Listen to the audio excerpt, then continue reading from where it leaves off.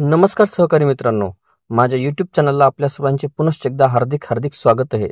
आपण जर सरकारी कर्मचारी किंवा पेन्शनधारक किंवा कुठेही शासकीय सेवेत नोकरीला असा तर ही खास बातमी मी आपल्यासाठी घेऊन आलेलो आहे.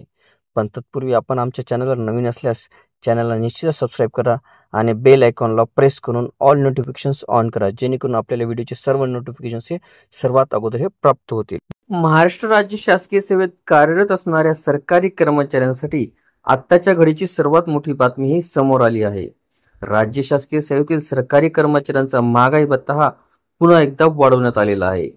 एकीकडे राज्य शासनाने 7व्या वेतन आयोगाअंतर्गत कार्यरत असणाऱ्या राज्य सरकारी कर्मचाऱ्यांचा महागाई भत्ता 3% वाढवला आहे, तर दुसरीकडे 5वा वेतन आयोग अंतर्गत कार्यरत असणाऱ्या सरकारी कर्मचाऱ्यांचा महागाई भत्ता हा 12% वाढवण्याचा मोठा निर्णय सरकारकडून घेण्यात आला आहे. 7व्या वेतन आयोगाअंतर्गत कार्यरत असणाऱ्या राज्य सरकारी कर्मचाऱ्यांचा महागाई भत्ता हा 3% वाढीमुळे 53% पोहोचलेला आहे.